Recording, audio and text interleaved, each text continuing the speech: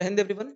आज की वीडियो का एजेंडा है एसएससी एमटीएस एग्जाम में प्रीवियस ईयर पेपर्स की रेलेवेंस। मैं कितनी बार बोल चुका हूँ, बहुत ज्यादा है। अगर आप इसको अंडरमाइन कर रहे हो, मतलब इसको थोड़ा नजरअंदाज कर रहे हो, तो एग्जाम हॉल में आपको रियलाइज होगा कि आपने कितनी बड़ी गलती करी है, या फिर एग्जाम हॉल से आने के बाद जब आप ये पाओगे कि प्रीवियस ईयर से काफी ज्यादा क्वेश्चन डोमिनेट कर रहे थे एग्जाम हॉल में। और जो सिलेक्शन वाले क्वेश्चन थे, जो 16-17 क्वेश्चन सिलेक्शन कराते हैं, वो mostly previous year paper based ही थे। ठीक है, तो कुछ लोगों को ऐसा लगता है ना, प्रीवियस ईयर पेपर्स का मतलब ये हो गई तो आसान बात हो गई कि प्रीवियस ईयर पेपर पढ़ के चले गए, उसी से डायरेक्ट क्वेश्चन आ गया। मेरे दोस्त, वो डायरेक्ट क्वेश्चन नहीं आते। कुछ अलग बात है, मतलब प्रीवियस ईयर से मिलते जुलते या उसी थीम पर कई कई मर्तबा तो डायरेक्ट भी आ जाते हैं। कई दफा उससे मिलते जुलते क्वेश्चन फ्रेम होते हैं। ठीक है, मैं आगे आपको एक्सप्लेन करूंगा कैसे होते हैं। और प्रीवियस ईयर पेपर्स को करने में बहुत से लोग नहीं करते हैं। ठीक है, बिकॉज उसमें लेबर चाहिए बहुत ज्यादा। मुझे तो ऐसा लगता है हार्डली 10,000 लोग होंगे हिंदुस्तान में जो एग्जाम देते होंगे, प्रीवियस ईयर पेपर खुद से करते होंगे। प्रीवियस ईयर पेपर यूट्यूब के थ्रू करना, या कहीं कंपाइलेशन मिल जाए, या कोई करा कराया दे दे, वो उसको मैं कंसिडर नहीं करता। मेरी नजरों में कोई उसकी कद्र नहीं है। आप खुद से एक एक पेपर को स्क्रॉल करो, या फिर आपके पास कॉपी या मतलब बुक जो भी है, उसमें एक एक पन्ने पलट रहे हो अपने हाथ से, वो लेबर कर रहे हो ना, जो गांधी जी लेबर बोलते हैं।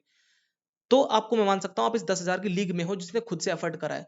तो लेबर तो लगता ही है और टाइम भी लगता है। तो लोग सोचते हैं यार, टाइम तो चलो ठीक है, टाइम तो लोग ज्यादा इज्जत करते नहीं, लेबर की बहुत ज्यादा खुद की मेहनत लगी तो स्किप कर देते हैं, यूट्यूब के थ्रू कवर करने की कोशिश करते हैं। तो ये खुद को दिलासा मत दो, दिल को मत बहलाओ, इससे कुछ होगा नहीं। ठीक है, आप खुद से कर लो। लेबर को तो डिस्काउंट करा नहीं जा सकता है, लेकिन टाइम को हम लोग डिस्काउंट कर सकते हैं। ठीक है, मैं आपको मेथड बता सकता हूँ जिसमें आप कम समय में मैक्सिमम 20 मिनट लगेंगे, और मुझे तो 8 से 10 मिनट लगते हैं। किसी भी शिफ्ट को देखा एक नजर तो समझ गया कहाँ से क्या क्वेश्चन फ्रेमिंग हो रही है। तो अब 10 मिनट पर आप भी आ सकते हो मेरी तरह over the period of time. 20 से 10 मिनट का सफर विद इन 10 से 15 दिन में हो जाएगा, लेकिन अभी शुरुआती दिनों में 20 मिनट आपका समय लगेगा। इस वीडियो में आपको वही चीज एक्सप्लेन करूंगा कि कैसे एनालिसिस करते हैं, क्या क्वेश्चन इरेलेवेंट होते हैं उनको हटा दो। और ये भी एक चीज मतलब मायने में रखी रखी जाती है कि उस सेट पे आपको दोबारा लौट के नहीं आना है। फॉर एग्जाम्पल, जैसे मान लो 4 सितंबर की थर्ड शिफ्ट है, इसको हमने एनालाइज करा, फिर दोबारा लौट के इसको दोबारा नहीं करेंगे हम लोग। एक बार करा, एक ही बार में डन एंड डस्टेड, खत्म, दोबारा नहीं आना इस पे। और इस वीडियो में आपको एक छोटी बात और सिखाना चाहता हूँ, मास्टर नोट्स बनाने की टेक्निक मैं आपको बताऊंगा। Because master notes banana is very very important. Because जैसे मैंने आपको मॉडर्न हिस्ट्री के नोट्स दिए हैं टेलीग्राम के ऊपर, वो मास्टर नोट्स हैं। कोई भी एग्जाम आप हिंदुस्तान में उठा लो जहां मॉडर्न हिस्ट्री आती है, उससे जो क्वेश्चन आएंगे, स्टैंडर्ड क्वेश्चन आएंगे, आप उन नोट्स से कर लोगे। वो है मास्टर नोट्स। मैं ये नहीं कह रहा हूँ कि 100% आप क्वेश्चन कर लोगे। जो सिलेक्ट होने वाले बच्चे मान लो 70% क्वेश्चन करेंगे, आप भी 70% कर लोगे। कोई भी एग्जाम हो, सिविल सर्विसेज एग्जाम उठा लो, 2024 तक का सारा माल है उसमें, उसके बाहर कहीं नहीं जाएगा। तो वो है master notes. Assistant commandant, command defence service exam, NDA वेंडीए, कोई भी एग्जाम उठा लो जहां पर मॉडर्न हिस्ट्री आती है, हो जाएगी उससे। इनफैक्ट एमटीएस की भी हो जाएगी, तो घबराने की कोई इसमें जरूरत नहीं। एक्सटेंसिव होलिस्टिक नोट्स हैं, बिल्कुल एग्जॉस्टिव नोट्स हैं। इसी तरीके से मास्टर नोट्स बनाओ आप एमटीएस एग्जाम के लिए, बाकी और सब्जेक्ट्स के लिए भी सब्जेक्ट वाइज बना लो, या तो फिर एक ही पीडीएफ बना लो, या फिर एक ही मतलब एक ही फाइल बना लो। एक ही फाइल मतलब कि मतलब कॉपी है या फिर कुछ भी, एक ही बनाओ, उसमें अलग अलग सब्जेक्ट वाइज बंटवारा मत करो। क्योंकि बहुत सी चीजें ना इधर की उधर लिख सकते हैं हम लोग। जैसे कि मान लो गवर्नमेंट ऑफ इंडिया एक्ट है 1935, अब आपको लगेगा ये तो मॉडर्न हिस्ट्री का है, लेकिन ये पॉलिटी का भी पार्ट है। ठीक है, बिकॉज अपना जो संविधान बना था, काफी चीजें इससे ली गई थी। इसी तरीके से ना कोई सीमा नहीं होती जीएस में, कोई एरिया नहीं होता कि ये इस एरिया में, सब इधर का उधर हो जाता है। ठीक है, तो 100 से 120 पेज की नोट्स बनाने का कोशिश करना, ताकि जो सितंबर के 20 दिन बचेंगे आखिरी के, उनमें यही रिवाइज करके जाना, बाय हार्ट रट्टे लगा के जाना इसके। एग्जाम हॉल में देखना आप कितने ज्यादा लीड लोगे। एग्जाम हॉल में ही आपको आंसर की या फिर दुनियादारी देखने की कोई जरूरत नहीं पड़ेगी। आपको तभी एग्जाम हॉल में पता चल जाएगा कि मैं सिलेक्ट हो रहा हूँ। मैं बता रहा हूँ, ये बहुत अच्छी फीलिंग होती है एग्जाम हॉल में जब पता चल जाता है कि मेरा पेपर बहुत अच्छा गया, मैं क्लियर करूंगा। सवालों के जवाब अपने अंदर होते, बाहर नहीं ढूंढने पड़ते। तो ये मेथड मैं आपको यहाँ पे बताऊंगा। एक छोटी चीज और बताऊंगा, वो है टोटका। ठीक है, टोटका कह लो या ट्रिक कह लो, या फिर चीप ट्रिक है कि इसमें आप एक दो क्वेश्चन ना एक्स्ट्रा कर सकते हो। कई बार काम करेगा, कई बार नहीं करेगा। 10 में से 7 मौकों पे करेगा, 5 में से 3 मौकों पर ये करेगा। ठीक है, 70% इसका सक्सेस रेट है, 30% नहीं करेगा। तो अपने रिस्क पर करना, लेकिन आप कर सकते हो। एक छोटी बात मैं आपको और बता दूं कि पंडित्स का कोई ग्रुप है। ठीक है, मैंने इनको देखा, द पंडित्स करके एक है टेलीग्राम पर, और यूट्यूब के पे भी बहुत ज्यादा, मतलब इनकी बताते हैं कि मॉक टेस्ट की जो सीरीज होती है बहुत ज्यादा टफ होती है एंड एवरीथिंग। तो जो ये ना मटेरियल शेयर करते हैं, डेली टारगेट्स भी शेयर करते हैं। तो इन्होंने ना ये 500 पेज की एक ईडीएम वाली ना, इन्होंने वो शेयर करी, क्या बोलते हैं उसको, पीडीएफ, टेलीग्राम के ऊपर। ठीक है, ये देखो, शायद किनकी है, प्रशांत सर की है। ठीक है, तो मैंने ईडीएम वाली फ्रेजेस को देखा। मतलब मुझे टीचर से या फिर प्लेटफॉर्म से मायने नहीं रखता, मुझे उसमें माल क्या लिखा हुआ है, उसमें चीज क्या लिखी हुई है, मुझे वो मैटर करता है। तो ईडीएम और फ्रेजेस की ये चीज लिखी हुई थी, तो फिर मैंने देखा कि यार जो वोकेबलरी की पीडीएफ मैंने दी है, कहीं कुछ ऐसा तो नहीं है कि इसमें कुछ छूट रहा हो, क्योंकि ईडीएम्स बहुत ऊटपटांग आते हैं। ठीक है, एमटीएस में। और फिर कुछ मजा ना आए कि मतलब ऐसा लगे कि कुछ हम लोगों ने स्किप कर दिया, फोमो ना हो जाए दिल में। फोमो को हटाने के लिए मैंने देखा कि एक बार देख लूं जरा मैं इसमें, मैंने गो थ्रू करी फटाफट से 19 पेज की, फटाफट से मैंने एक बार ऐसे ग्लैंस करी। बर्ड आई व्यू लिया, फिर मैंने देखा कि हाँ यार काफ़ी चीज़ें इसमें हैं। और इसमें ना एक तो ये जो पीडीएफ है और प्लस में नीतू सिंह मैम की जो ना लास्ट में वोकैब्युलरी लिखी हुई है, अगर इन दोनों को पढ़ लोगे ना तो मोर और लेस 80% से 90% चीज़ें यही लिखी हुई हैं। जो इसमें है ना वो यही है। क्योंकि ये जो मैंने पीडीएफ बनाई है ना, ये एसएससी के प्रीवियस ईयर से ली है और कुछ जो मुझे ब्लैक बुक वगैरह जहाँ रेलेवेंट सोर्स मुझे लगा कि ना इंपॉर्टेंट है। कुछ चीज़ें तो आप तुक्का ही मार लोगे, जैसे कि इसमें देखो, कुछ ऐसे है ना बहुत ईज़ी-ईज़ी दे रखे हैं इसमें, तो ना वो एक तरीके से नंबर बढ़ाने के लिए वाली बात हो गई। जैसे ये देखो, ज़ीरो टॉलरेंस, अब ये तो कोई बच्चा ही बता देगा ज़ीरो टॉलरेंस क्या होता है, मतलब बिल्कुल बर्दाश्त ना करना, बिल्कुल भी मतलब आप गुस्ताखी नहीं कर सकते। इसे ज़ीरो टॉलरेंस कहते हैं, इसको लिखने की क्या ज़रूरत है यार, आसान-आसान सी चीज़ें हैं, ठीक है। तो मोस्ट ऑफ दी जो आपको जो उसमें टफ टफ मिलेगी ना, ऑब्सक्योर वाली आउटलायर जो होते हैं वो सब इसमें गिवन है, और प्लस में नीतू सिंह मैम पढ़ लो। कहने का मतलब है दिल में फोमो मत क्रिएट करना कि वो 500 ईडीएम दे रहा है, ऐसे यूट्यूब पे आपको कोई 1000 की देगा, कोई 2000 की देगा। इन सब चक्करों में मत पड़ना। Limit your resources, less is more, this is the core strategy. Less is more, थोड़ा ही बहुत है, बस उसको अच्छे से कर लो। यही क्वेश्चन, क्योंकि मैंने ना इसमें आसान वाली चीजें नहीं लिख रखी है, ठीक है, बीटिंग अराउंड द बुश ये सब नहीं लिखा हुआ है इसमें।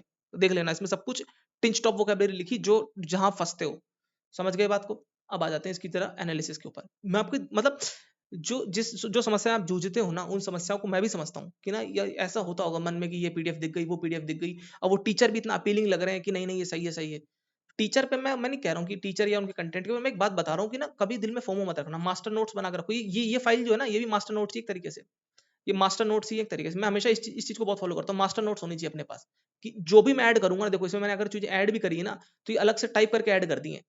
मतलब this is my base material, this is my base material for everything. अब जो भी वोकेबलरी की माल आएगा मैं यहाँ साइड साइड में कुचुड़ मुचुड़ करके लिख दूंगा। This is the base material, this is the master notes. पहला क्वेश्चन है महाबोधि टेम्पल कहाँ पर, आसान सवाल है, दोबारा इस पे लौट के मत आना, बोध गया में, ठीक है। दिल्ली में, नई दिल्ली से गया तक एक ट्रेन भी चलती महाबोधि एक्सप्रेस, तो उससे भी आप रिलेट करके कर सकते हो। आसान सवाल है, दोबारा इस पे लौट के नहीं आना, काट दो उसको।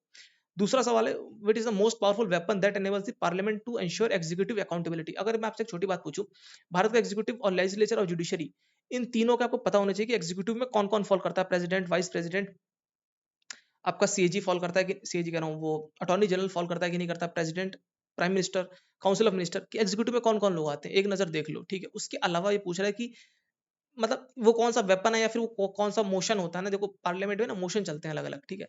तो वो क्या मोशन है जो मतलब एग्जीक्यूटिव को चेक एंड बैलेंस रखता है। तो नो कॉन्फिडेंस मोशन होता है, जिसमें कह दिया जाता है कि हमको सरकार पे विश्वास नहीं है। फिर जो सरकार होती है, जो मेजोरिटी में सरकार होती है, वो प्रूफ करती है, ठीक है, कि वोटों के थ्रू, ठीक है। लोकसभा में होता नो कॉन्फिडेंस मोशन, राज्यसभा में नहीं होता। ये बात भी ध्यान रखना। तो इससे हमने क्या सीखा एनालिसिस में कि हाँ, अब जब जब मेरे पॉलिटी के जो नोट्स होंगे, मैं एक बार देख लूंगा कि नो कॉन्फिडेंस मोशन के बारे में थोड़ा सा एक नजर सरसरी निगाहों से मैं देख लूंगा कि क्या-क्या होता है इसमें, राज्यसभा में होता है कि नहीं होता, लोकसभा में होता है कि नहीं होता, ऐसे, ठीक है। जैसे मैंने बताया आपको राज्यसभा में नहीं होता है। अब आपसे एग्जाम में हो सकता है ऐसे पूछ ले कि राज्यसभा में होता है कि नहीं होता, नहीं होता राज्यसभा में, बिकॉज़ इसमें जो इलेक्टेड लोग हैं उसके उसके अगेंस्ट ये करा जाता है। अब ये क्वेश्चन देखो, मैं आपको टेक्निक बताता हूँ। Training of rural youth for self employment, आपने सुना होगा national urban livelihood mission, national rural livelihood mission, और प्रधानमंत्री स्वर्ण रोजगार योजना, बहुत सारी योजना अलग अलग सालों में आई थी। अब यार इतनी सारी योजनाएं है ना कि इनके साल याद करते करते थक जाओगे। एक टेक्निक होती है, सुनो। अब ये टेक्निक मैंने इजाद करी या किसी और ने करी मुझे नहीं पता, लेकिन मैंने ऐसे तुक्के में करी और तुक्का लग भी गया कई बार, ठीक है। ऐसे क्वेश्चन अब देखो आपको आते हैं नहीं एग्जाम हॉल में, स्किप ही करोगे आप लोग। और ये जो टेक्निक है ना लास्ट में लगाना, जब आपके क्वेश्चन हो जाए सब, आप पूरा 25 के 25 क्वेश्चन आप अटेम्प्ट कर लो ना जब, तब उसके बाद लगाना है टेक्निक, ठीक है। तो लास्ट में टेक्निक लगाना है, तो मैं एक काम करता हूँ लास्ट में बताता हूँ आपको, ठीक है। फिर आप लोग लास्ट तक देखोगे भी, ठीक है। अदरवाइज लोग स्टार्टिंग में देखते हैं फिर भाग जाते हैं। अब वैसे भी सीरियस कैंडिडेट लास्ट तक देखते हैं तो क्या ही है, ठीक है। Dash literally means dance of enchantress. चलो मैं अभी बता देता हूँ, छोड़ो, मेरे से रहा नहीं जाएगा क्योंकि मुझे टेक्निक बहुत अच्छी लगती है। देखो इसमें क्या होता है, इसमें जब भी कोई नंबर्स आ जाए आपको, तो ऐसा करो जो हाईएस्ट वैल्यू है, जैसे 2000 हाईएस्ट वैल्यू है, सिर्फ आपको वैल्यू देखनी है, साल वाल नहीं देखना। आपके लिए नंबर्स है 1991, 1965, 2000, 1917, ये सब नंबर्स है, ठीक है। तो हाईएस्ट वैल्यू को पहले काटा मारो, इसको हटा दो, ठीक है। अब जो तीन बचेंगे ना, इसकी बीच वाली वैल्यू ले लो। मतलब जो तीन बच रहे हैं ना, 1965, 1979, 79 तो बोलते हैं ना 79 को, और 1991, ठीक है, 1971, ये तीन। अब इसकी बीच वाली वैल्यू क्या होगी, 1979। बीच वाली वैल्यू पे टिक मार दो, यही आंसर है इसका। अब यही ट्रिक है। अब ये ट्रिक क्यों काम करती मुझे नहीं पता। एमटीएस में मैंने 2022, 23 और 24 में, मैं बता रहा हूँ 10 में से 7 मौकों पे काम करती है।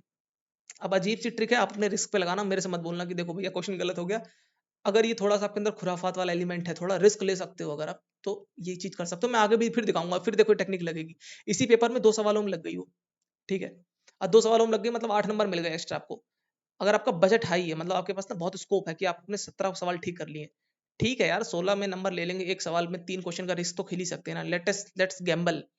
तो अगर थोड़ा-सा आपके अंदर इतना एपेटाइट है, रिस्क एपेटाइट है, तो आप ये करके देख लेना, वरना मत करना भाई, ठीक है? मेरे से मत बोलना कि इसी चक्कर में मतलब मैं रह गया। डांस ऑफ एन्चेंट्रेंस क्या, इसको किसको बोलते हैं? तो ये बहुत ही घिसा-पिटा सवाल है, मोहिनीअट्टम इसको कहते हैं। जब आप लोग क्लासिकल डांस भारत के पढ़ो, ठीक है? एक डांसेस को पढ़ने का मैं आपको मेथड बताता हूँ, थोड़ा-सा एफर्ट इसमें लगता है, लेकिन इसको आप पढ़ना। जैसे आगे क्वेश्चन है ये वाला, इसको इसको मैंने अटैच करा है। देखो जैसे बैगा है, बैगा, ठीक है? ये ना एक ट्राइब है। ये ना, आपने अगर सुना हो, क्या बोलते हैं उसको, स्लैश एंड बर्न एग्रीकल्चर नहीं होता, जो नॉर्थ ईस्ट में करते हैं, तो ये बैगा ट्राइब है ना, ये दहिया दहिया कहते हैं जिसको, मध्य प्रदेश में, तो वो करती है। अब आपने देखा यहाँ पे मैं क्या कर रहा हूँ कि ना, ये तो एक डांस फॉर्म हो गया, फोक डांस हो गया। अब फोक डांस से ही मैं और एक्स्ट्रा चीज, देखो मैं आपको दिखाता हूँ, मैंने स्क्रीनशॉट भी अटैच करा है इसका, ये रहा। देखो ये रहा, ठीक है? This is Baiga as the indigenous tribe, कहाँ पाई जाती है? मध्य प्रदेश में और छत्तीसगढ़ में, ठीक है? अगर आप यहाँ देखो ना, स्लैश एंड बर्ग एग्रीकल्चर करते हैं, बेवर और दहिया कहते हैं। कहने का मतलब ये है कि मैंने ना थोड़ा एफर्ट करा, जो शायद और लोग ना करें। मैं मानता हूँ किसी और नोट्स में गिवन होगा बैगा वैगा के बारे में, ठीक है? और ये बेवर दहिया भी गिवन रहता है, अगर कहीं भी आप इसके देखोगे ना, slash and burn burn cultivation वाली चीज, तो आपको मिल जाएगा, ठीक है? लेकिन इसको शिफ्टिंग कल्टीवेशन भी कहते हैं। तो लेकिन अगर आप थोड़ा अलग से करोगे ना, तो आपको याद ज्यादा रहेगा। अगर आपने खुद से गूगल करा ना किसी चीज को, ये गूगल करा मैंने सिंपल, विकिपीडिया पे पढ़ सकते हो आप, तो आपको वो चीज ज्यादा याद रहती है, मुझे पर्सनली ऐसा लगता है। ठीक है, आप लोग इसको कर सकते हो। उसी तरीके से मान लो अपने मोहिनीअट्टम, कुचिपुड़ी, भरतनाट्यम, कथकली, और जो दो और नृत्य हैं, तो जो नृत्य, जो डांसेज है ना क्लासिकल वाले, आप एक बार ना इनके वो देख लो, मतलब उनके थोड़ा डेप्थ में जाकर देखो, उनके बारे में विकिपीडिया में पढ़ो, ठीक है? कि इसके मेन मेन प्रोपोनेंट कौन थे, मेन डांसर्स कौन थे, एकेडमीज कहाँ पर है, अवार्ड्स अगर किसी को मिला है तो पहला किसको मिला है, अगर किसी को भारत रत्न मिला है तो किसको मिला है, इसी से संबंधित में। उसके साथ साथ इसके ना डांस फॉर्म्स क्या होते हैं, इसमें जैसे ना कि भरतनाट्यम में 3 होते हैं, ठीक, जैसा मैं याद कर पा रहा हूँ। तो नृत्य नृत्य का कुछ ऐसे बोलते हैं, मैं भी कलेक्टरी मतलब एग्जैक्टली मैं रिकॉल नहीं कर पा रहा हूँ, लेकिन ऐसा होता है इसके अंदर, डीप में जब जाओगे आप। उसी तरीके से जब एक एक डांस को आप पढ़ोगे ना सही से, क्लासिकल तो सारे पढ़ लो, फोक डांस में भी जो फेमस फेमस है, जैसे गुसाड़ी नृत्य हो गया, राजगोंड ट्राइब में मनाया जाता है, ठीक है? अपना ये कहाँ पर होता है, आई गेस तेलंगाना, वहाँ होता है ना तेलंगाना में, ठीक है? तो इसको आप थोड़ा थोड़ा गूगल करते जाओ, एक्स्ट्रा एक्स्ट्रा। तेलंगाना आंध्र प्रदेश में शायद है, हाँ वो एक ही बात है दोनों, ठीक है? तो ये चीज थोड़ा गूगल करोगे, एफर्ट एक्स्ट्रा लगेगा, लेकिन अगर एक बार कर लोगे तो याद रहेगा जीवन भर भाई। जैसे छाऊ नृत्य, ये इधर ईस्टर्न पार्ट में मनाया जाता है, वेस्ट बंगाल में आ गया, और इधर मयूरभंज का इलाका, उड़ीसा, और अपना ये झारखंड में, ठीक है? तो ये थोड़ा एक्स्ट्रा एक्स्ट्रा करो, छत्तीसगढ़ में राउत नाचा मनाया जाता है। तो इसको थोड़ा थोड़ा अगर आप एक्स्ट्रा करते चलोगे तो याद भी रहेगा, और गिवन तो है ही, थोड़ा गूगल कर लो यार क्या जाता है, जैसे बाइगा परधौनी, ये जो भी लिखा हुआ। तो ये डांस फॉर्म कहाँ का है, हम लोगों को पता चल गया, ठीक है यार, ये शायद मेरे ख्याल से न्यू ईयर पे मनाया जाता है, या तो फिर जो जो जो एग्रीकल्चर का जो होता है ना, क्या बोलते हैं उसको, धान या फिर गेहूं का जो भी कटना होता है या फिर लगना होता है, तो उस समय ये मनाया जाता है। और हिंदुस्तान में जो मोस्टली फेस्टिवल होते हैं, या तो वो एनिमल्स से संबंधित होते हैं, या तो वो फेस्टिवल होता है, या तो मतलब न्यू ईयर वगैरह, या तो फिर वो एग्रीकल्चर से संबंधित होता है। ये 3 से ही संबंधित होते हैं मोस्टली। ये हमेशा ध्यान रखना है, हिंदुस्तान में बहुत ज़्यादा इन चीज़ों को प्रायोरिटी दी जाती है। तो उसी तरीके से हम थोड़ा-थोड़ा में एक्स्ट्रा जाएँगे, जैसे डांस ऑफ एन्चेंट्रेस किसे कहते हैं? मोहिनीअट्टम को कहते हैं। फिर मोहिनीअट्टम के थोड़ा डीप में मैं जाऊँगा। आप समझ पा रहे हो मेरी बात को, कि कैसे होलिस्टिकली कवर करना है, और ये दोबारा नहीं करना, क्योंकि दोबारा भी कई शिफ्ट में क्वेश्चन आएँगे ऐसे मोहिनीअट्टम, कुचिपुड़ी वगैरह के। आपने एक बार कर लिया, बस अगर आपको वैसे क्वेश्चन दिखे, आपको आंसर दिखा, डायरेक्ट काटा मारो, दोबारा इसको पढ़ना ही नहीं मुझे। समझ गए बात को? कि कैसे आपका टाइम बचेगा। जो मैंने आपको बताया ना 10 मिनट लगेंगे, वो 10 मिनट ऐसे ही लगेंगे भाई। जब वो सेम चीज़ रिपीट होने लगेगी, आप खुद आप बोर हो जाओगे, यार यार ये देखा हुआ, हटाओ, हटाओ, हटाओ। फिर बहुत जल्दी-जल्दी होगा। 25 क्वेश्चन कुछ नहीं होते। अब जैसे ये देखो, ये क्या पूछ रहा है यहाँ पर, पैराथायरॉइड हार्मोन जो है जिसका लेवल कम होता है, लो अमाउंट ऑफ कैल्शियम, कौन सी कंडीशन होती है? अच्छा, अगर आपको हाइपो और हाइपर का मतलब पता होता, हाइपो मतलब कम, हाइपर मतलब ज़्यादा, ठीक है? सिंपल लिखा हुआ हाइपर कैल्शियमिया, ये इसका आंसर है। ठीक है, ये तो एक छोटी बात सीख ली। मैं आपको छोटी बात और सिखाना चाहता हूँ। जैसे कि अब लगे हाथ ना, यहाँ देख लो, मलेरिया मलेरिया किससे फैलता है? एनीमिया किससे होता है? किसकी आयरन कमी से होता है कि कैल्शियम की कमी से होता है? डायबिटीज ये किससे फैलता है, या फिर ये क्या ये जेनेटिक होता है?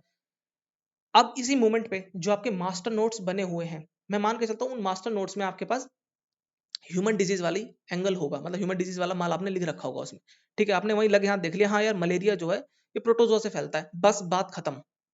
अब उसमें ठंड लग के बुखार आता है, ये सब पढ़ने की कोई जरूरत नहीं, क्वेश्चन नहीं पूछता, ठीक है? ये ठंड लग के बुखार आता है, कथा कहानी ये सब नहीं पूछता फालतू की। बस आपसे इतना पूछेगा, अफेक्टेड ऑर्गन भी नहीं पूछे, अभी तक तो जनरली नहीं पूछता है, लेकिन पूछना है, एक बार देखना है तो देख लेना बस। पैरासाइट वगैरह आप प्लाज्मोडियम याद कर सकते हो तो कर लो, क्योंकि बाकी सब कितने ऊट पटांग नाम है वो नहीं पूछेगा, कैरियर भी नहीं पूछेगा, फीमेल वगैरह, ठीक है? मोस्टली फीमेल ही फैलाती है, तो डेंगू वगैरह भी। तो वो इतना सब नहीं पूछता आपको, सिंपल किससे फैलता है प्रोटोजोआ, मलेरिया, ठीक है, पायरिया, प्रोटोजोआ। ऐसे आपको अपने मास्टर नोट से उसी मोमेंट पे रिवाइज कर लो, एट दैट वेरी मोमेंट आपका ना बहुत चीजें स्ट्रांग हो जाएगी, एकदम दिमाग में बैठ जाएगी यार। आपने ये हाइपोकैल्शियम में तो इतना तो कर लिया, मलेरिया भी रिवाइज कर लिया, एनीमिया, सब चीजें रिवाइज कर ली। इसमें लगेगा लेबर अगर कर सकते हो तो ही नौकरी मिलेगी, अदरवाइज तो भाई क्या बोलूँ अब मैं। अगला क्वेश्चन है कि ऑटोबायोग्राफी सौरभ गांगुली की कौन सी है? ठीक है, सेंचुरी इज नॉट इनफ, आसान है, देख लेंगे। बाकी और जो है ना ये देख लेना, ये किससे किससे संबंध रखती है, ये ऑप्शन की मदद से एक नजर देख ली, या फिर थोड़ा जो आपके मास्टर नोट्स है उसमें फटाफट से लिख ली, ताकि प्रीवियस ईयर पेपर से कोई क्वेश्चन आए तो आपके मास्टर नोट्स में होना चाहिए, और फिर क्वेश्चन आएगा आप टिक कर दोगे। क्योंकि ये देखो ना, इतनी बड़ा पेज है, इतना बड़ा पेज है, पूरा पेज है, अगर आप नोट्स बनाओगे तो कितना छोटा छोटा लिखोगे आप, बिल्कुल छोटा छोटा सा लिख दोगे एक एक लाइन में। ये नोट्स आपके खुद के हैं, इनसे क्वेश्चन आएगा तो आपके क्वेश्चन गलत नहीं होंगे।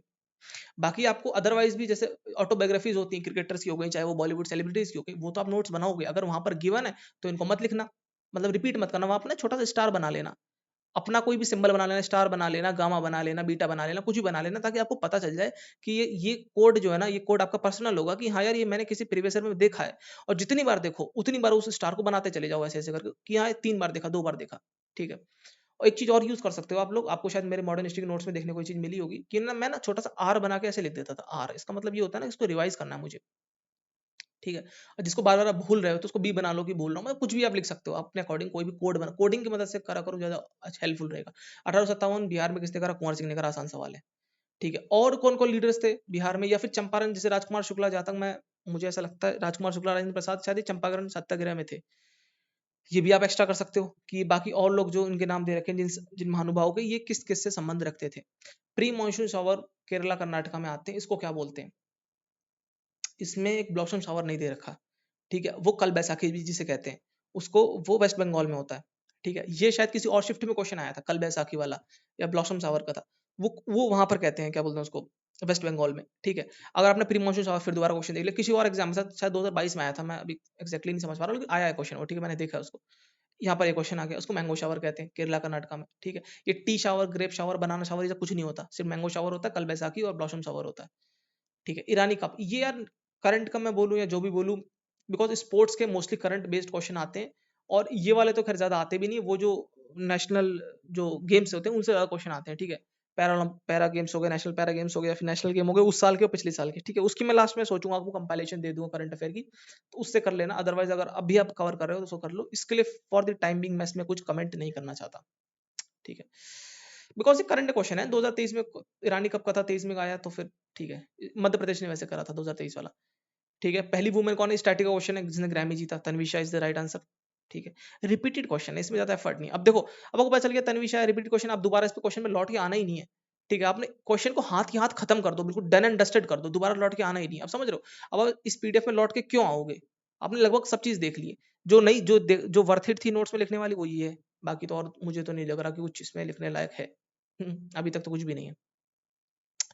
अब देखो ये एक अजीब सा क्वेश्चन आ गया, absurd सा, जो कि मैं भी अगर होता तो गलत कर देता। जगन्नाथ जी, तो मैं सोचता कि शायद ये पुरी वाला है जगन्नाथ, तो कटक वगैरह पे, ओडिशा में शायद इस पे कर देता, लेकिन इसका आंसर अलवर है।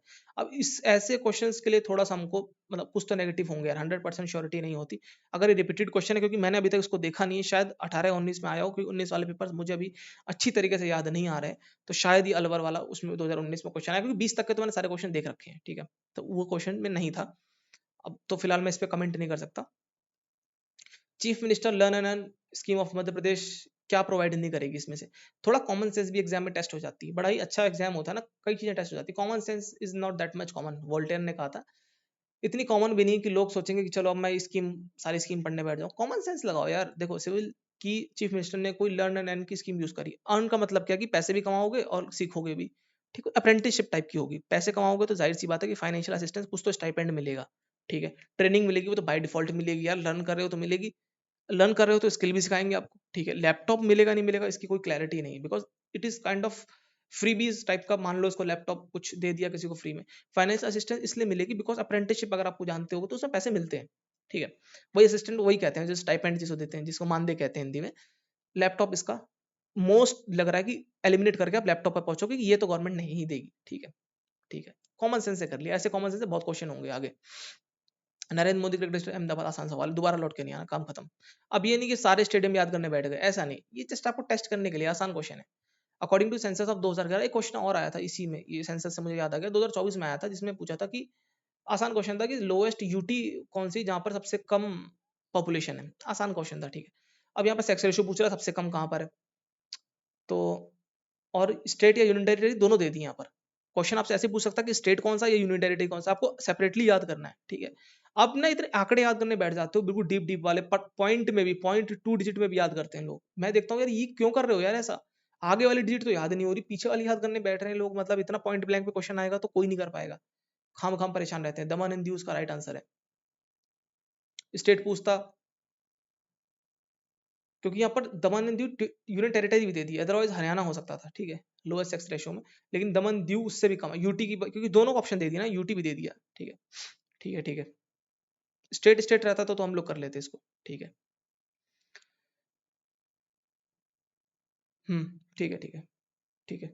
नहीं, यूनियन टेरिटरी इसलिए इस चीज का थोड़ा ध्यान रखना है यार, एग्जाम हॉल में भी ना थोड़ा सा ना कंफ्यूजन ना हो जाए, क्योंकि यहाँ पे ना स्लैश दे रखा है, स्टेट हो या यूनियन टेरिटरी, अभी दो में कॉन्फ्लिक्ट हो सकता है आपको। पंजाब लक्षद्वीप तो नहीं हो, तो खत्म है। दमन दीव एंड हरियाणा में हो सकता है, तो जितना मैं रिकॉल कर पा रहा हूँ अपने मेमोरी से, तो दीव एंड दमन होगा, यहाँ पे यूटी दे रखा है इस वजह से।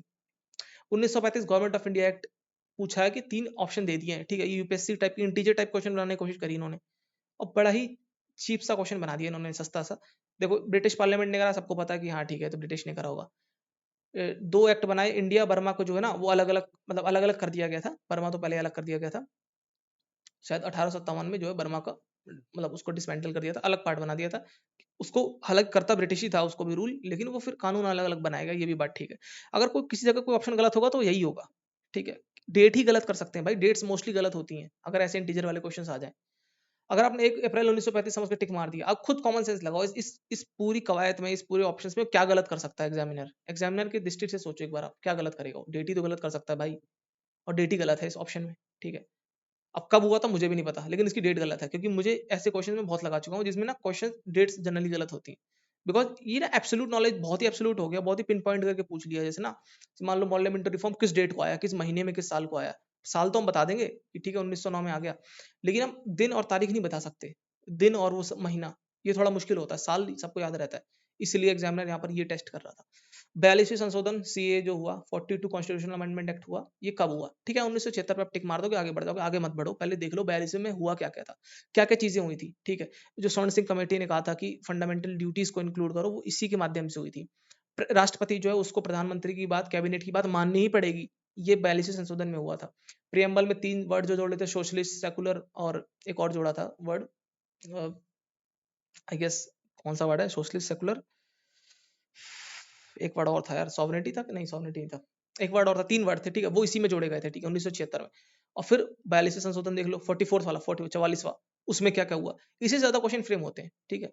और जैसे कि फंडामेंटल ड्यूटी एक एक्स्ट्रा जोड़ी गई थी, वो कब जोड़ी गई, वो किस सीए में जोड़ी गई, घिसी पिटे क्वेश्चन आते हैं, लगे हाथ वो भी रिवाइज करो, और वही अपने मास्टर नोट्स में भी डालो, अगर याद है तो मत डालो। अच्छा एक बात और याद रखना, जब मास्टर नोट्स बनाते हो ना, तो जो चीज आपको याद है उसको उसमें लिख के ना, खाम खाम ये ना बेवकूफी वाले काम मत करना, जो आपको चीज याद है उसको दोबारा दोबारा स्मार्ट बनने के लिए लिख रहे हो वहां पे, ये देखो मेरे नोट्स है, जो याद नहीं है वो लिखो वहां पर, ठीक है, आपको किसी को दिखाना नहीं है,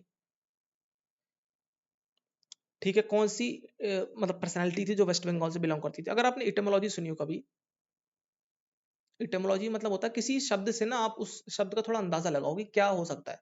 जैसे कि आपको पता होगा कि Nair, Nair caste mostly south में मिलते हैं, ठीक है, तो नेटिव प्लेस पूछी गई है तो ये नहीं हो। इलाई राजा, राजा जो नहीं, मोस्टली जो राजा वर्ड यूज होता है, ये सदर्न जो जो नोमन क्लेचर है जनरली सदन में देखा जाता है, ठीक है। मैं किसी पर्टिकुलर रीजन एरिया का स्पेसिफिक नहीं बता रहा हूँ, मैं आपको इन जनरल बता रहा हूँ, थोड़ा कॉमन सेंस से अगर देखा जाए तो नायर और इलाई राजा तो नहीं होगा। नौशाद, अगर आपको पता हो ना पता हो, तो मुगले आजम, प्यार किया तो डरना क्या, म्यूजिक इन्होंने दिया था।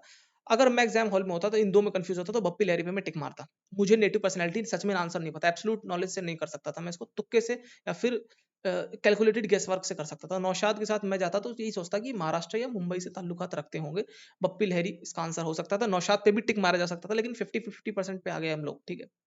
पहले ये था कि 4 में से 1 होगा, अब हमको पता है 2 में से 1 होगा। तो अगेन दिस इज, क्या बोल सकते हैं, इटिमोलॉजी की मदद आप लोग ले सकते हो, ये भी एक अच्छी टेक्निक होती है, एमटीएस एग्जाम में काफी मददगार साबित होती है। एक क्वेश्चन ये है कि noted historian doctor Sunil Kothari was awarded Madhavdev award in 2019 by government of Assam, तो किस डांस फॉर्म को पॉपुलराइज करने के लिए 2019 में अवार्ड दिया गवर्नमेंट असम की सरकार ने।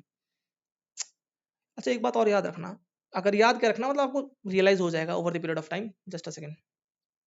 हाँ, काफी लंबी वीडियो हो गई है, एनीवेज। तो ओवर पीरियड ऑफ टाइम आपको ये चीज रियलाइज हो जाएगी ना कि ना हमेशा जो आंसर होते हैं ना वो मोस्ट रिपीटेड वर्ड्स ही होते हैं, ठीक है।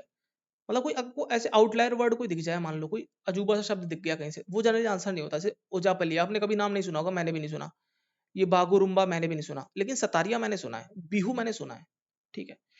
तो एमटीएस एग्जाम में मोस्टली जो मोस्ट रिपीटेड या हॉट वर्ड्स जो होते हैं ना, जो कई बार आपने सुने रहते हैं ना, वही आंसर होते हैं। उन्हीं दो में से कोई एक आंसर होता है, ठीक है। मतलब अगर आपको क्योंकि अभी आंसर आपको नहीं आता ना, आंसर मुझे आता, लेकिन मैं कैसे कैलकुलेट करना है ये वाली टेक्निक काम करेगी। ऊपर जो तुक्के वाली बताई ना मैंने आपको, ये वाले मेथड जो बताया है, कहाँ गया वो, कहाँ चला गया, अरे कहाँ गया, हाँ ये वाला जो मैंने बताया ना कि एक्सट्रीम को हटा दो फिर उसका मिडिल वैल्यू ले लो, ये कई बार काम करेगा, कई बार नहीं काम करेगा। लेकिन ये जो मेथड बता रहा हूँ ना आपको, हॉट कीवर्ड वाला, ये बहुत बार काम करेगा। मतलब ये वर्ड आपने नहीं सुने, इनको एलिमिनेट करो। अब इन दो में थोड़ा ध्यान से देखो, क्वेश्चन ध्यान से देखो। अगर आपको पता हो कि सतारिया बिहू, दो में आप कंफ्यूज हो रहे हो ना, बिहू अगर आपको पता हो कि क्या बिहू को पॉपुलर करने के लिए 2019 में गवर्नमेंट अवार्ड देगी, आप कॉमन सेंस लगा लो। अगर आपने थोड़ा बहुत भी गूगल वगैरह थोड़ा बहुत पढ़ा हो, या मतलब जो क्लासिकल डांस है या फिर फोक डांस के बारे में आपने पढ़ा हो, तो आपको पता चलेगा सतारिया जो इसको जो है वो गवर्नमेंट प्रमोट कर रही है। बिहू तो पता है, बिहू तीन तीन बार मनाया जाता है असम में, ठीक है, सबको पता है। Bihu is very famous festival, Assam का भी स्टेट फेस्टिवल है, सब कुछ है। तो इसको फेमस करने के लिए तो गवर्नमेंट नहीं देगी। सतारिया जो है इसको थोड़ा पुश कर रही है गवर्नमेंट, इसको पॉपुलर कराओ मान लो किसी ने, तो इसको दे सकती। मैं अगर जाऊंगा तो इसके साथ जाऊंगा। आप मेरे लॉजिक को समझ पा रहे हो? मैं लॉजिक ऐसे नहीं कि जबरदस्ती का कोई लॉजिक लगा रहे हैं। लॉजिक लगाने का मतलब ये कि समझो उसके पीछे की रीजनिंग समझो, बिहू के लिए पॉपुलर करने के लिए क्यों ही सरकार देगी 2019 में, समझो इतना लेट क्यों देगी। वो तो कब का हो चुका है, कितना पॉपुलर है यार, इसको पॉपुलर करने की जरूरत नहीं है। समझ रहे हो? अगर आप इन दो में सोचो तो वो तो मैंने आपको हॉट कीवर्ड से बता दिया एलिमिनेट करने का मेथड। अदरवाइज अदर सतारी आपके पास ऑप्शन बचेगा, आप उसको टिक मार दो। सेल्फ हेल्प ग्रुप जो है, ये मूवमेंट चला था, ये किसने मतलब करा था? आरबीआई ने सपोर्ट भी करा था। अगर आपको पता होगा सेल्फ हेल्प ग्रुप जो है ना, इसको इसको क्या बोलते हैं, इसको इसकी जो अगर बैंक, इसको अगर फाइनेंशियली कोई बैक होता है ना, बैंकिंग बैकिंग करता है, सेबी तो देखो नहीं करेगा। सेबी आपको पता होगा वो स्टॉक्स वगैरह की एक वॉच डॉग है। मतलब वो नजर रखता है कि लोग कुछ मतलब इसमें गलत तो नहीं हो रहा कुछ, ठीक है, ठीक है। मोनोपोली वगैरह देखता है। इंडियन बैंक तो एक कमर्शियल बैंक हो गया, उसको तो बात ही हटा दो। नाबार्ड बचा है, कोऑपरेटिव बैंक बचा। कोऑपरेटिव बैंक जो है ये राज्य में या फिर जिला स्तर पर ये बैंक होते हैं, जहां पर सहकारी सहकारी जिसको बैंक कहते हैं। लेकिन नाबार्ड की अगर बात करी जाए, कोऑपरेटिव बैंक भी रिपोर्टिंग नाबार्ड करते हैं, self help group reporting NABARD करते हैं। नाबार्ड जो है रूरल एरिया बैंक में पैसा को इन्फ्यूज करने का काम करता है। कोऑपरेटिव बैंक में कंफ्यूज होने की कोई आवश्यकता नहीं। सेल्फ हेल्प ग्रुप तो आपको पता ही होंगे, जिसमें गांव में ग्रामीण क्षेत्रों में लोग, महिलाएं, अधिकतर मोस्टली महिलाएं रहती हैं, जिसमें मिलकर एक ग्रुप बनाती हैं और उसमें पैसा एक पूल करा जाता है। सब लोग पैसा बराबर बराबर, मान लो 100-100 रुपए सब लोगों ने देके एक पूल ऑफ पैसा बनाया। अब जिसको आवश्यकता है तो वो कम ब्याज पे या ना के बराबर ब्याज पे पैसा ले सकता है। सेल्फ हेल्प ग्रुप का ये होता है।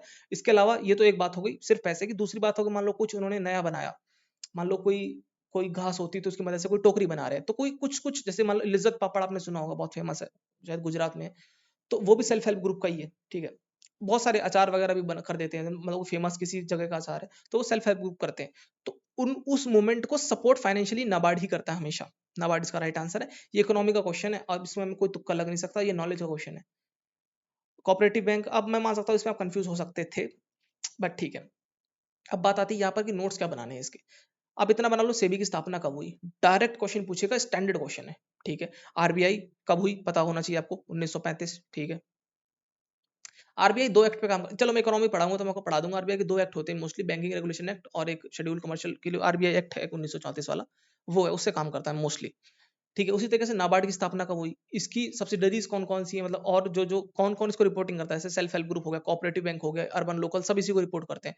कोऑपरेटिव बैंक इसका इसका कौन था, या फिर अगर बात करी जाए माइक्रो फाइनेंस इंस्टीट्यूट, इससे क्वेश्चन बहुत ज्यादा आता है, एमएफआई, जिसके लिए शायद वो जो है इस समय वहां पर, अरे अमृत सेन और एक वो जो है बांग्लादेश के अभी फिलहाल एडवाइजर, शायद इन लोगों ने बहुत ज्यादा इसका मतलब प्रमोट किया था माइक्रो फाइनेंस बैंक को। बंधन बैंक था शायद वहां पर बांग्लादेश में कोई था। तो वो क्वेश्चन ऐसे आते हैं स्टैंडर्ड क्वेश्चन। अब जब प्रीवियस जब आगे पीछे पन्ने पलटोगे तो आप जान जाओगे। तो इनके ईयर देख लो कौन से ईयर में है और रिपोर्टिंग क्या करता है, मतलब थोड़ी सी जानकारी इसकी गूगल की मदद से जो आपको स्टैंडर्ड रिसोर्स है उसे देख लो, डुएबिलिटी बढ़ जाती है क्वेश्चन की, ऐसे क्वेश्चन अगर आते हैं तो। देखो माइक्रो फाइनेंस की बात कर रहा था, आगे क्वेश्चन भी आ गया इसका, मैंने देखा भी नहीं है कि which is the dimension related to the sustainability of micro finance institution. मतलब माइक्रो फाइनेंस इंस्टीट्यूशन जो है ये सस्टेन कैसे हो पाता है, मतलब इसमें क्या होता है, इसका मेन लॉजिक क्या होता है। तो सस्टेन कैसे होगा? क्या इंटरेस्ट रेट इसमें हाई होते हैं?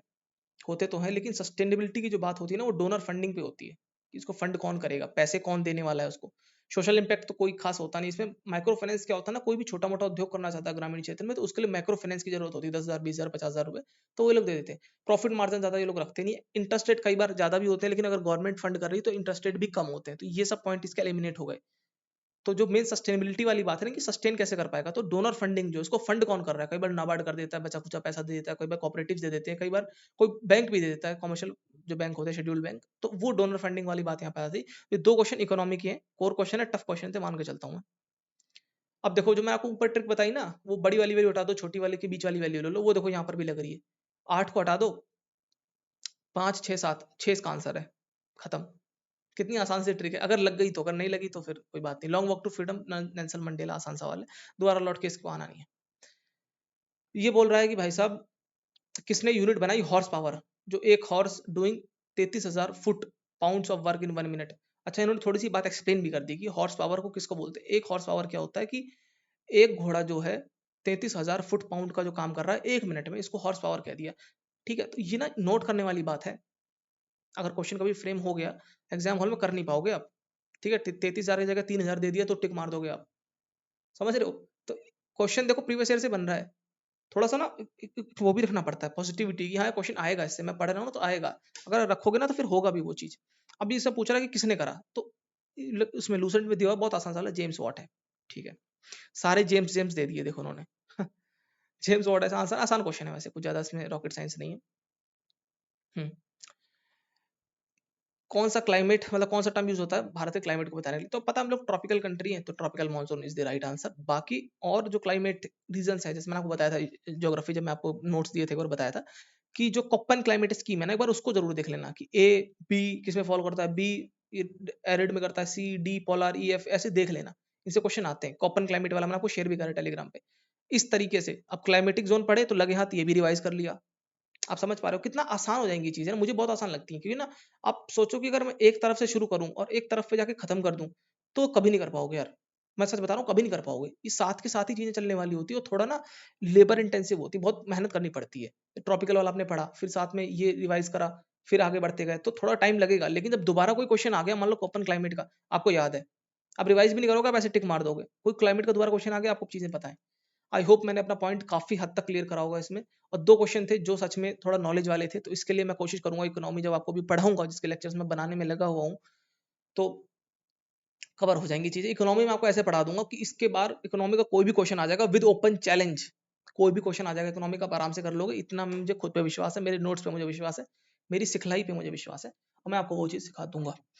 खैर ये थी पूरी वीडियो, और जो मैंने आपको पीडीएफ दी है ये वाली जीएस ब्रोकन के नाम से, इसको थोड़ा पढ़ लिया करो अगर नहीं पढ़ते हो तो। ठीक है, 600 पेज पूरे नहीं पढ़ने, पहले एमटीएस के क्वेश्चन पढ़ लो सारे इससे, और थोड़ा थोड़ा इन्फॉर्मेशन कोशिश करा करो जो इसमें गिवन रहती है, उसको दिमाग में बिठाने की। इरेलेवेंट क्वेश्चन है स्किप करा करो, जैसे कि ना ये क्वेश्चन देखो, मैं आपको बताता हूँ अभी। एक जो मैं आपको बात बता रहा था ना, हॉट कीवर्ड वाली, हॉट वाली हॉट। अब देखो आपने ये गौफ मॉर्लूम, ये जमाना जो भी लिखा हुआ है, मैंने तो कभी इनके नाम नहीं सुने। अगर मेरे पास एग्जाम में आता ना क्वेश्चन और मैं एग्जाम दे रहा होता, तो घोड़े मोड़ने पे टिक मार देता मैं। क्यों? क्योंकि आपको पता होगा घोड़े मोड़नी जो है ना महाराष्ट्र में मनाया जाता है, और या मराठा भी लिखा हुआ है बस। और फिर हॉट कीवर्ड का कंसेप्ट लगाता मैं, इस पे मारता, आंख बंद करके आगे बढ़ जाता। लोग इसमें उलझे रहते कि नहीं ये होगा ये होगा। तो मैं टाइम समय नहीं खर्च करता मैं, थोड़ा सा रिस्की, क्योंकि ना 14-15 क्वेश्चन करो अपने बकेट में, उसके बाद मारो धड़ाधड़ रिस्क पे, धड़ाधड़ रिस्क, कैलकुलेटेड रिस्क, जो कि हॉट कीवर्ड्स हो गया, और जो मैंने आपको एलिमिनेशन वाली टेक्निक बताई है। आगे मैं आपको और मेथड बताऊंगा उससे छोटे छोटे। मतलब धड़ाधड़ का मतलब ये मत समझ लेना कि 25 करने पूरे, ठीक है, मैंने धड़ाधड़ बोल दिया इसका मतलब वो नहीं है। ठीक है, लिमिट करके चलना है, दिमाग से चलना है। ठीक है, धड़ाधड़ बोल दिया तो जोश में आ गए होगे आपकी, नहीं नहीं मैं 25 कर दूंगा, ऐसे नहीं। ठीक है, सॉरी सॉरी, मैंने धड़ाधड़ बोल दिया। मतलब मेरे कहने का मतलब ऐसा था कि ये कैलकुलेटेड गैस ऐसे लेना, हॉट कीवर्ड की मदद से ना, ऐसे कैलकुलेटेड गैस लेके ना, फिर क्वेश्चन सॉल्व करने हैं ऐसे। तो ये थी पूरी वीडियो। आई होप आपने प्रीवियस ईयर पेपर का एनालिसिस करना सीखा होगा। ठीक है, ज्यादा समय इसमें मत दिया करो कि 2-2 घंटे एक ही करने के बैठ गए बिल्कुल छाती से लगा के, ऐसे नहीं। जल्दी करने का प्रयास करो। ये सारी पीडीएफ जो है, शुभम जैन सर का बहुत बहुत धन्यवाद, इन्होंने बहुत अच्छा काम करते हैं। तो सारी पीडीएफ टेलीग्राम पर है, देख लो जाकर। अगर एग्जाम को क्लियर करना है तो लेबर करना पड़ेगा। इस लेबर का कोई भी वो नहीं है, क्या बोलते हैं उसको, कोई ना वो नहीं है, सब्स्टिट्यूट नहीं है। इसको डिस्काउंट भी नहीं कर सकते, टाइम को डिस्काउंट कर सकते थे तो मैंने आपको बता दिया। अब ये वीडियो बनाने में मुझे कितना टाइम लगा, 34 मिनट्स लगे, जिसमें मैंने आपको कितनी सारी बातें समझा दी। मैंने समझाया भी, फ्री ईडीएम वाली पीडीएफ ये भी खोलनी पड़ी मुझे। अगर आप खुद से करोगे तो आई होप कि 20 मिनट में कर लोगे आराम से यार, इतनी सब चीज़ें समझाने की ज़रूरत नहीं पड़ेगी। वीडियो पसंद आई हो तो देख लेना, लाइक कर देना। बाकी मिलते हैं आप लोगों से अगली वीडियो में, तब तक के लिए गुड बाय एंड जय हिंद।